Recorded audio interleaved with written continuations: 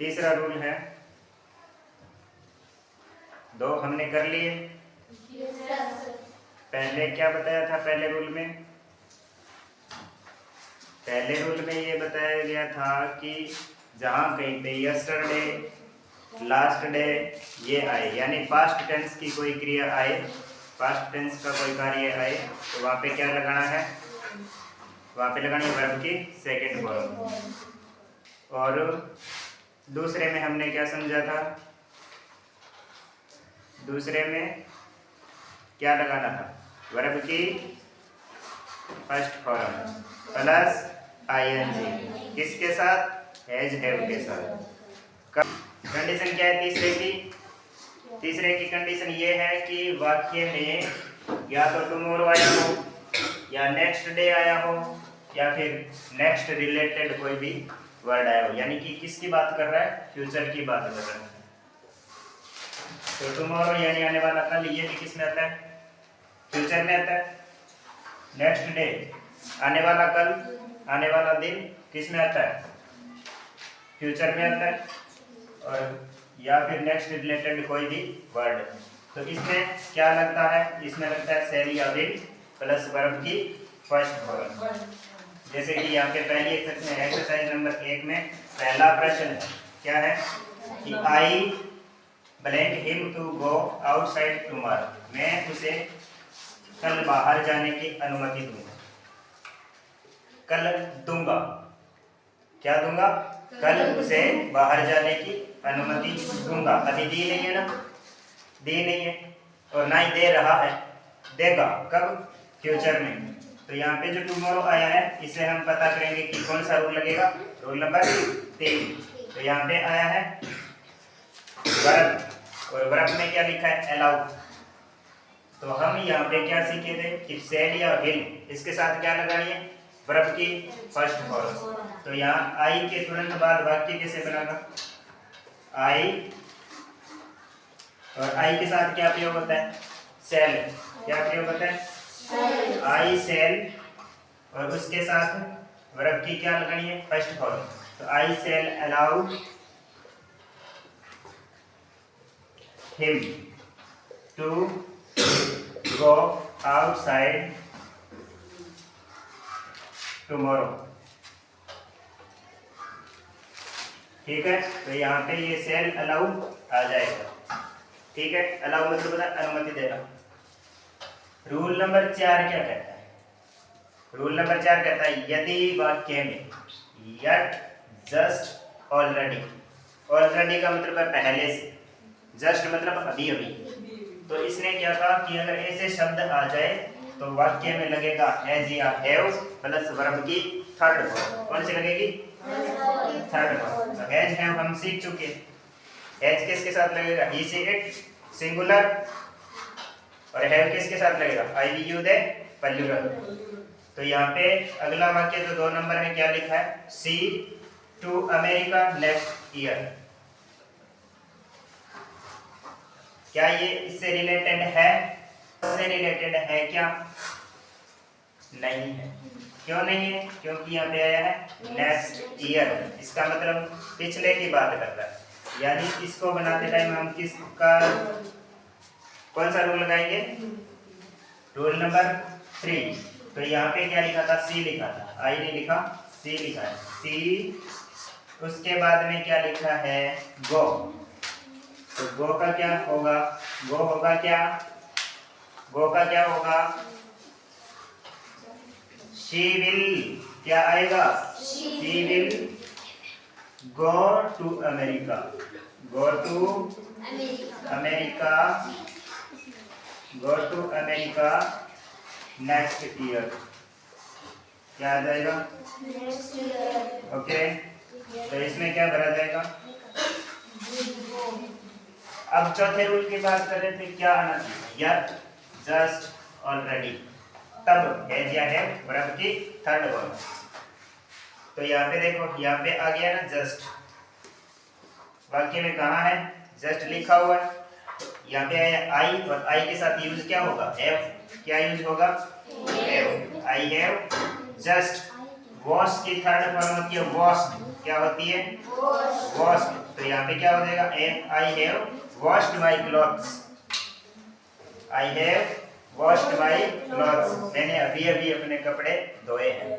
मैंने नहीं धोए हैं, वाक्य बोल रहा है। ओके, मैंने तो अभी अभी सेंटेंस समझाए। अगला वाक्य है, अगला रूल क्या है? अगला रूल जनरली, यूजुअली, ऑफन आए। क्या आए? अगले जो तीनों रूल है उसमें तीनों में ही वर्ब की फर्स्ट फॉर्म आएगी। लेकिन ध्यान क्या रखना है कि वाक्य में क्या आना चाहिए? जनरली। जनरली का मतलब क्या होता है? आमतौर पर। यूजुअली और ऑफन। तो ये जब आ जाए तब वर्ब की क्या लगेगी? First form. और ये अपने को कहाँ मिलेगी? 4 नंबर में मिलेगी। Deepawali generally in the month of November. Deepawali आमतौर पर नवंबर के महीने में आती है। तो यहाँ फाल है। क्या लिखा हुआ है वर्ब में? फाल। हमने पता तो कर लिया कि जनरली है, इसका मतलब क्या होगा? रूल नंबर कौन सा लेगा? 5। लेकिन यहाँ पे फाल दिया हुआ है, तो फाल का मतलब ऐसे मत समझ लेना कि गिर गया। फाल मतलब गिरना नहीं होता है। जैसे यहाँ पे है दीपावली जनरली फॉल्स, तो यहाँ पे इसका मतलब है फॉल्स। और फॉल्स का मतलब है कि Deepavali generally falls in the month of November. Deepavali नवंबर के महीने में आमतौर पर आती है। अगला क्या है? रूल नंबर 5 समझ लिया। रूल नंबर 6 में क्या है? वाक्य के शुरू में रिक्त स्थान होना चाहिए। क्या होना चाहिए? और उसके साथ क्या होना चाहिए? वर्ब की नहीं होनी चाहिए। उसमें वर्ब के फर्स्ट फॉर्म लगेगी। कब? जब वाक्य में आगे क्या दिया होगा? रिक्त स्थान। तो यहाँ पे रिक्त स्थान से शुरू हो रहा है वाक्य नंबर 5। 5 नंबर शुरू हो रहा है। इसमें क्या लिखा है? मी ग्लास ऑफ वाटर। इसमें आदेश दिया जा रहा है। क्या आदेश दिया जा रहा है? कि मी ग्लास ऑफ वाटर, मेरे लिए एक गिलास पानी लेके आओ। क्या लेके आओ?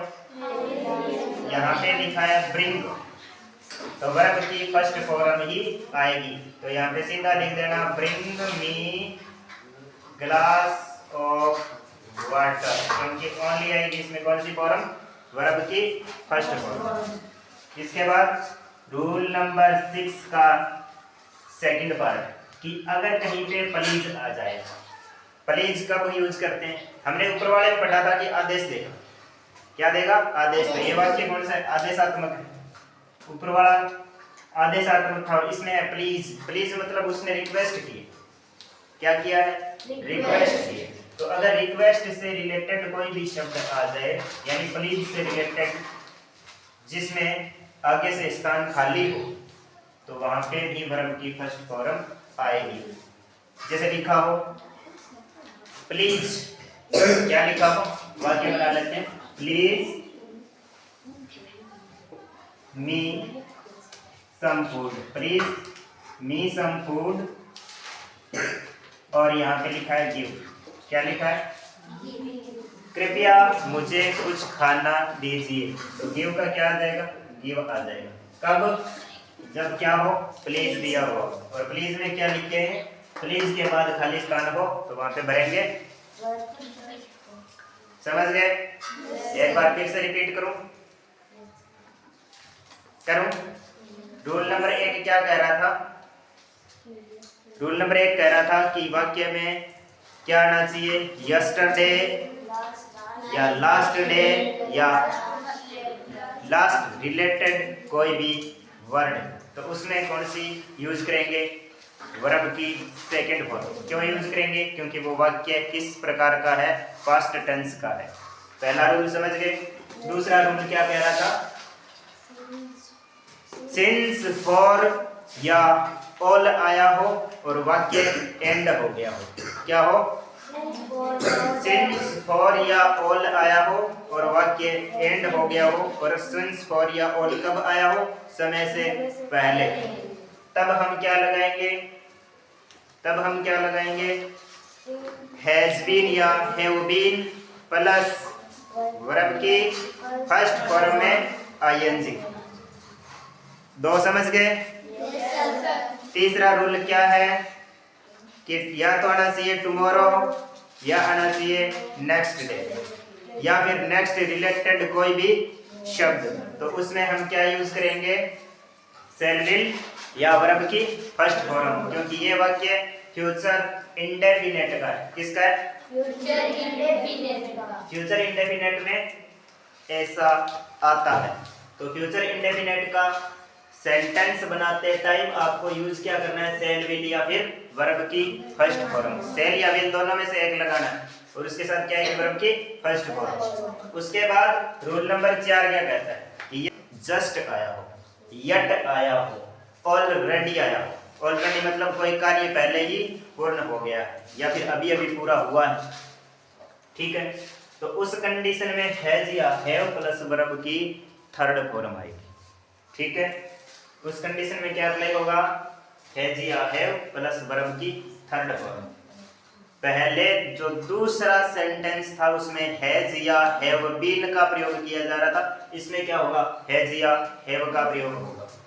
अगला क्या बोलता है, पांचवा, कि कहीं पे जनरली आ जाए, यूजुअली आ जाए या फिर ऑफन आ जाए। अगर इन तीनों में से कोई भी नाम आपको सेंटेंस में दिखाई दे दे तो वहां पर वर्ब की फर्स्ट फॉर्म डाल देनी है। क्या डाल देनी है, डाल देनी है। इसके बाद रूल नंबर 6 क्या कहता है कि शुरू में क्या हो, रिक्त स्थान हो, क्या हो, खाली स्थान हो, और रिक्त स्थान के बाद में क्या भरना है, वर्ब की फर्स्ट फॉर्म। शुरुआत में खाली स्थान हो तो उसमें क्या भर देंगे, वर्ब की फर्स्ट फॉर्म। और यदि प्लीज के बाद में खाली स्थान, किसके बाद में, प्लीज के बाद में, तो उस कंडीशन में हम क्या अप्लाई करेंगे, वर्ब की फर्स्ट फॉर्म। क्योंकि अगर पहले वाला खाली है, रिक्त स्थान पहले से ही खाली है, तो उसमें आज्ञा दी जाती है, और अगर प्लीज के बाद में खाली है तो उसमें रिक्वेस्ट की जाती है। Okay, do you understand?